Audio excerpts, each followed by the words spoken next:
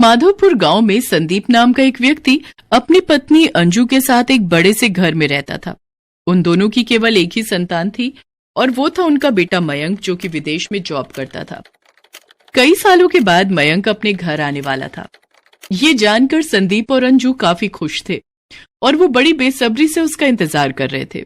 3 दिन बाद मयंक ऐना नाम की चाइनीज लड़की को अपने साथ घर लेकर आता है। मयंक बेटा, आ गए तुम। हम कब से तुम्हारी राह देख रहे थे।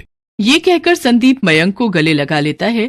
तभी वो अंजू को आवाज देते हुए कहता है, अंजू, ओ अंजू, जल्दी आओ, देखो हमारा बेटा आ गया। मयंक के आने की खुशी में अंजू सुबह से रसोई घर में तरह तरह के पकवान बनाने में लगी हुई थी। तभी वो साड़ी के पल्लू से हाथ पोंछते हुए बाहर आती है और झट से मयंक को गले लगा लेती है। कैसा है मेरा बच्चा?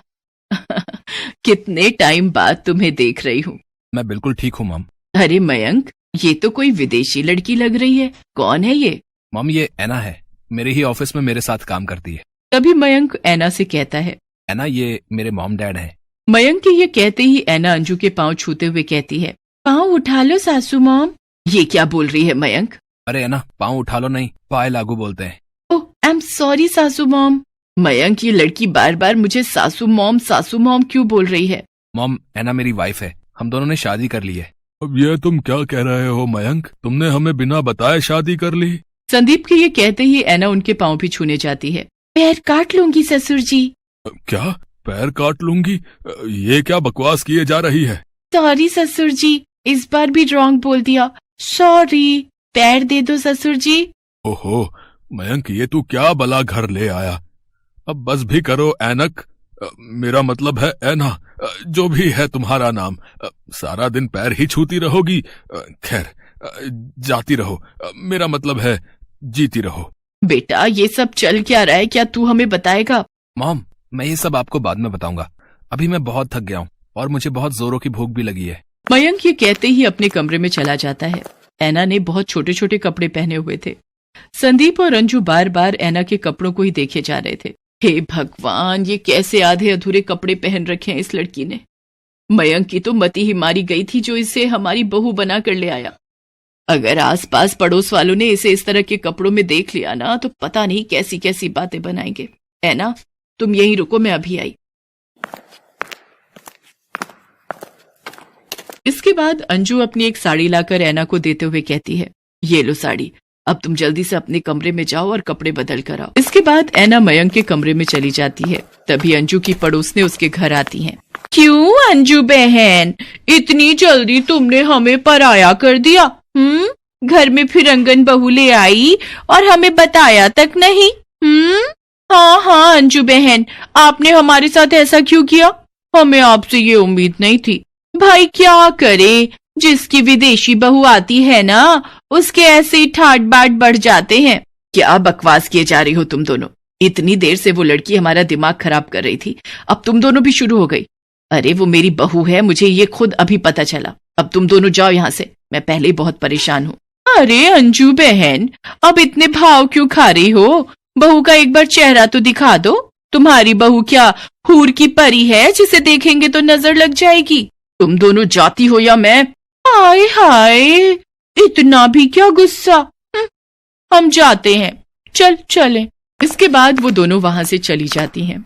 अंजू परेशान होकर सर पर हाथ रखते हुए सोफे पर बैठ जाती है। उधर ऐना अपने पति से कहती है, मयंक, हमको बहुत जोरों का भूख लगी है, लेकिन हमको ये इंडियन खाना नहीं खाना। अच्छा, तो फिर तुम जल्दी से किचन में जाकर अपनी पसंद का कुछ बना लाओ। मयंक की बात सुनकर ऐना किचन में जाती है। वहां उसे समझ नहीं आ रहा था कि वो क्या बनाए। अरे हमको तो कुछ समझ नहीं आ रहा कि हम क्या बनाएं।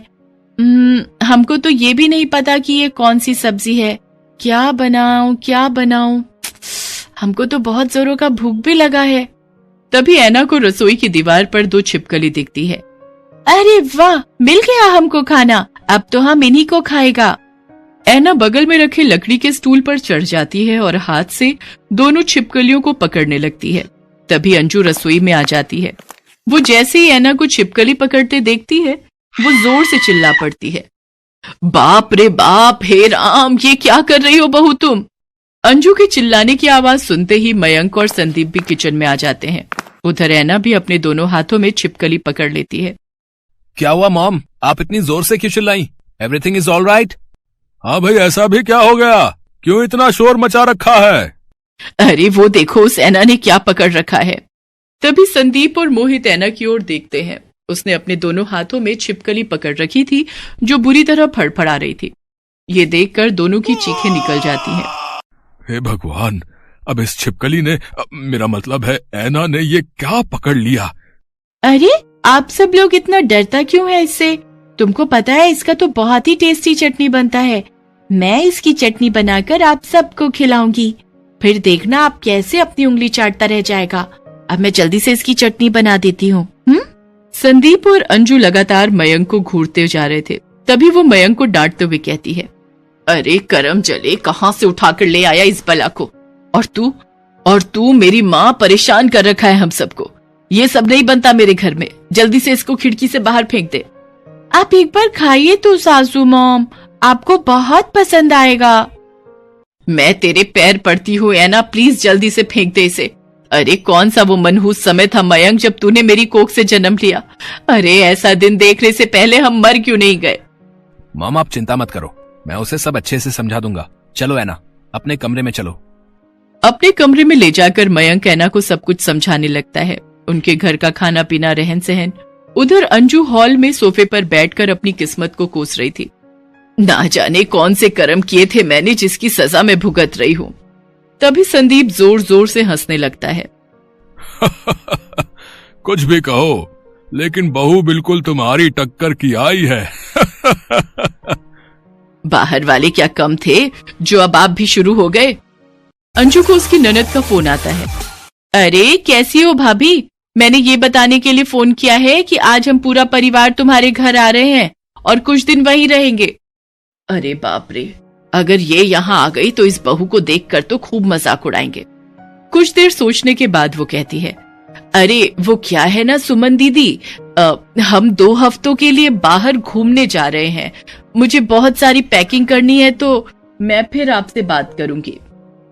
तुम कब से झूठ बोलने लग गई अंजू? तो क्या करूं जी, पहले ही इस बहू ने आकर मेरा बीपी बढ़ा दिया है, ऊपर से रिश्तेदार आकर इसका और मजाक उड़ाएंगे। पता नहीं इसके साथ मैं सारा जीवन कैसे रहूंगी। तभी ऐना एक सुंदर सी साड़ी पहने हाथ में चाय का कप लेकर आती है और अंजू से कहती है, सासू मॉम, हम तुम्हारे वास्ते चाय बनाकर लाया। सुनो जी, क्या ये अपनी बहू ऐना ही है? यस सासू माँ, हम आपका बहू ऐना ही है। हमको मयंक ने सब समझा दिया है, यहाँ का रीति रिवाज, खाना पीना, पहनना ओढ़ना। इससे पहले हमसे जो भी मिस्टेक हुआ उसके लिए आई एम सॉरी। अब से हम आपको शिकायत का एक भी मौका नहीं देगा। एक्चुअली मेरे मॉम डैड नहीं है, मैं एक अनाथ हूँ तो हमको ये सब नहीं पता, लेकिन धीरे धीरे मैं सब सीखने की कोशिश करूंगी। ऐना की बातें सुनकर अंजू और संदीप भावुक होते हैं और वो उसे गले लगा लेते हैं। हमें तो पता ही नहीं था हमारी बहू इतनी प्यारी है। बेटा तुम चिंता मत करो, धीरे धीरे मैं तुम्हें सब समझा दूंगी। इसके बाद अंजू ऐना को हर काम सिखा देती है। कुछ ही महीनों में ऐना इंडियन खाना, यहाँ के रीति रिवाज और भाषा अच्छे से सीख जाती है। फिर सब कुछ अच्छे से चलने लगता है और सब खुशी खुशी एक साथ जीवन व्यतीत करते हैं। चांदनी अपनी माँ शोभा और भाई मोहित के साथ अलीगढ़ में रहती थी। चांदनी एक किन्नर थी। मोहित मालिनी नाम की एक लड़की से प्यार करता था और उससे शादी करके घर ले आता है। एक दिन, माँ जी, अगर चांदनी एक किन्नर है तो आपने इस बात को छुपाकर क्यों रखा हुआ है? आपको पता है किन्नर सिर्फ अपने समाज के लोगों के साथ ही रहते हैं। मालिनी बहू, चांदनी मेरी बेटी है, मेरे दिल का टुकड़ा है और दिल को काटकर भला मैं कैसे फेंक दूं? आज कह दिया, अब आगे से ना कहना। मुझे ही इस चांदनी का कुछ करना होगा, वरना ये किन्नर जब तक इस घर में रहेगी मुझे चैन नहीं मिलेगा। मालिनी चांदनी से बहुत ही ईर्ष्या भाव रख रही थी। वो चाहती थी कि किसी तरह चांदनी से पीछा छूट जाए। इसके लिए वो उपाय सोचने लगी। एक दिन, मोहित, ये बात तुम भी जानते हो, कल हमारे भी बच्चे होंगे और एक किन्नर हमारे घर का हिस्सा बनकर रहेगी तो हमारे आने वाले कल पर भी बुरा असर होगा। मैं सोच रही हूँ अगर हम चांदनी की शादी कर दे तो हमारी परेशानी खत्म हो जाएगी और चांदनी के रूप में ये मुसीबत भी इस घर से चली जाएगी। पर चांदनी से शादी करेगा कौन? कोई भी लड़का एक किन्नर से शादी के लिए कभी हाँ नहीं करेगा। है एक लड़का मेरी नजर में, पर दोनों पैर से अपाहिज है। एक एक्सीडेंट में उसकी दोनों टांगे खराब हो गई थी। पर एक अपाहिज के साथ माँ इस रिश्ते को नहीं मानेंगी। तो उनकी बेटी भी तो किन्नर है। कोई भला लड़का पूरी जिंदगी नहीं मिलने वाला। अब चांदनी की शादी इसी लड़के से होगी, वरना मैं इस किन्नर को अपने घर में नहीं रखूंगी। शोभा ये सब सुन लेती है और रोने लगती है। मोहित, तू अपनी बहन की शादी एक अपाहिज लड़के से कर देगा? माँ तो मैं भी क्या करूं, मेरा अपना भी परिवार है। मालिनी ने लड़का देख लिया है, अब बस चांदनी की शादी कर दो। माँ, मैं इस शादी के लिए तैयार हूं, तुम अपने आप को कष्ट मत दो। मोहित भैया, मालिनी भाभी, आप मेरी तरफ से हाँ कर दो।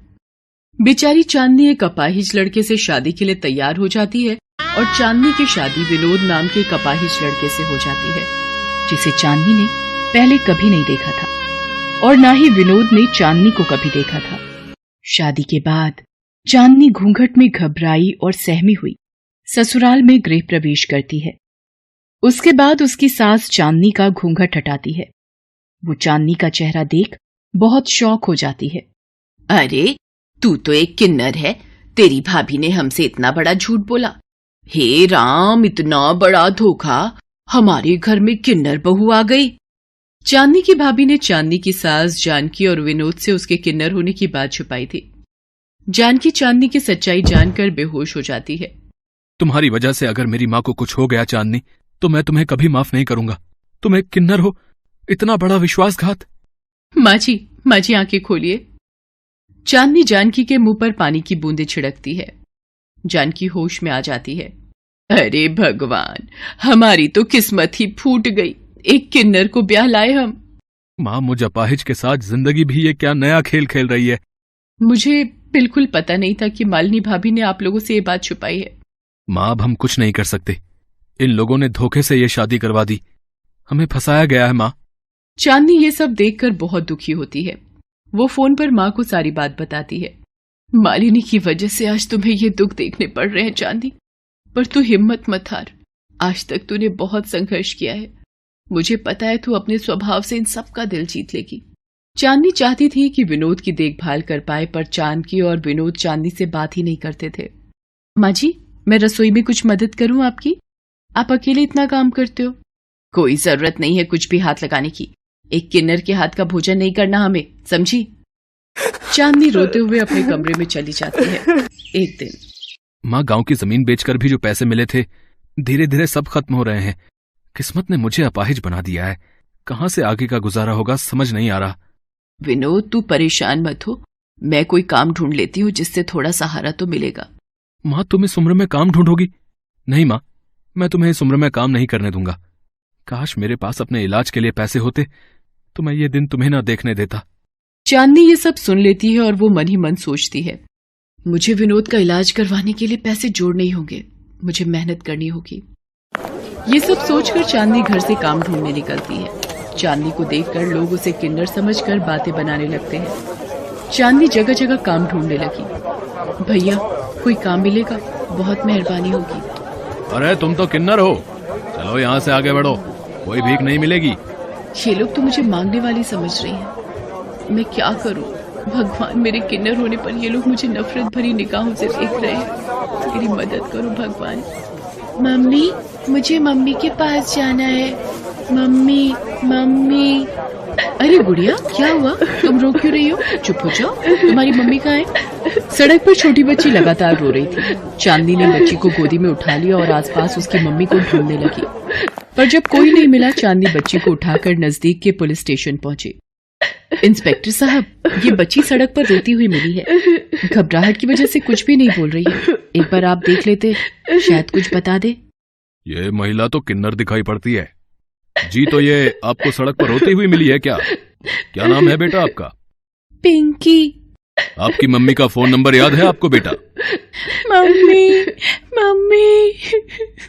बच्ची घबराई हुई है, देखते हैं, थोड़ी देर इंतजार करते हैं, शायद कोई पूछने आ जाए। इतनी देर में एक औरत रोती हुई आ जाती है। इंस्पेक्टर साहब, मेरी बच्ची, मेरी पिंकी कहीं गुम हो गई है। मेरा ध्यान दुकान से सामान खरीदने में था, पता नहीं कब उसने हाथ छुड़ा लिया। वो रही आपकी पिंकी, उन मैडम की गोद में। मम्मा, मम्मा, मेरी बच्ची, मेरी पिंकी, आज तो गायब क्या हुई? मेरी तो सांसें ही रुक गई। मेरी गुड़िया कहाँ हाथ छुड़ा कर निकल गई थी तुम मेरे बच्चे? ये सड़क पर रो रही थी, तभी मेरी नजर पड़ गई।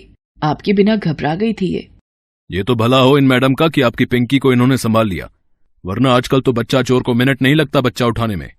आपका बहुत बहुत शुक्रिया, आपकी वजह से आज मेरी पिंकी सही सलामत है। उस औरत का नाम विशाखा था। वो चांदनी से पूछती है, किन्नर स्वभाव के बहुत अच्छे होते हैं, ये आज आपने साबित कर दिया। आप यहीं रहते हो क्या चांदनी? चांदनी रो पड़ती है और विशाखा को अपनी सारी कहानी सुनाती है। मैं चाहती हूँ बस मेरे पति ठीक हो जाए, इसलिए मैं मेहनत करके उनके पैरों का ऑपरेशन करवाना चाहती हूँ, इसलिए काम ढूंढने निकली थी। चांदनी, यदि तुम चाहो तो मैं टिफिन सर्विस चलाती हूँ, तुम उस काम में मेरी मदद करके पैसे जोड़ सकती हो। विशाखा जी, आप मेरे हाथों से खाना पर क्यों? तुम भी तो एक इंसान हो चांदनी, इतना मत सोचो, आगे बढ़ो और मेहनत करके अपने पति की सहायता करो। तुमने मुझ पर इतना बड़ा एहसान किया है, मैं भी तुम्हारे लिए कुछ करना चाहती हूँ। अब चांदनी रोजाना विशाखा की टिफिन सर्विस के काम में मदद किया करती थी और विनोद के ऑपरेशन के लिए पैसे भी जोड़ने लगी थी। एक दिन, विनोद, ये रोजाना चांदनी कहाँ जाती है? कहीं कुछ गलत राह तो नहीं पकड़ ली इसने? कभी हमारी नाक कटवा दे। माँ, हमारे लिए तो वैसे भी ये इस घर की बहू नहीं है, फिर हम क्यों फिक्र करें? वैसे भी ये झूठी शादी ही है हमारी। चांदनी बहुत मेहनत करती है और कुछ महीनों बाद, चांदनी, ये 50,000 रुपए तुम्हारी मेहनत के। अभी तुम अपने पति को हॉस्पिटल में ऑपरेशन की बात करो, बाकी सब धीरे धीरे हो जाएगा। चांदनी घर जाती है और विनोद को साथ चलने के लिए बोलती है। कहाँ ले जा रही है मेरे बेटे को जबरदस्ती? माँ जी, अभी मेरे पास कोई जवाब नहीं है। विनोद सुनिए, प्लीज आप मेरे साथ चलिए। चांदनी विनोद को लेकर हॉस्पिटल पहुंचती है। डॉक्टर विनोद का चेकअप करता है। इनके पैर ठीक हो जाएंगे, बस एक ऑपरेशन करना होगा अगले हफ्ते। आप पैसों की चिंता मत कीजिए। तभी विशाखा भी आ जाती है। जानकी जी, आपकी बहू बहुत मेहनती है, इसने दिन रात एक करके टिफिन सर्विस से पैसे कमाए हैं ताकि आपके बेटे का ऑपरेशन करवा सके। ये सब सुनकर जानकी और विनोद बहुत दुखी होते हैं कि वो चांदनी के बारे में कितना गलत सोच रहे थे। कुछ दिनों बाद विनोद ठीक हो जाता है और फिर से काम करने लगता है। एक दिन, माँ जी, अब मेरा कर्तव्य पूरा हो गया, अब मुझे आज्ञा दीजिए। मैं नहीं चाहती कि मुझ किन्नर का साया भी आप लोगों के पास मंडराए। नहीं बहू, तुम इस घर की लक्ष्मी हो, तुम्हारी वजह से ही विनोद ठीक हुआ है बहू। चांदनी, क्या इसीलिए 7 फेरे लिए थे और सारी उम्र साथ निभाने का वादा किया था कि एक दिन मुझे छोड़कर चली जाओ? नहीं विनोद जी, नहीं। माँ जी, मैं भी आप लोगों के बिना नहीं रह सकती। उस दिन के बाद जानकी ने चांदनी को बहू का दर्जा दे दिया। विनोद भी उसे अब अपनी पत्नी मान चुका था। पूरे समाज के सामने जानकी और विनोद ने चांदनी को अपने घर के सदस्य माना। ये बात जब चांदनी की माँ को पता चली तो वो भी बहुत खुश थी। मोहित और मालिनी बहुत शर्मिंदा थे। आखिर एक किन्नर बहू ने साबित कर दिया कि इंसान के अच्छे कर्म उसे काबिल बनाते हैं।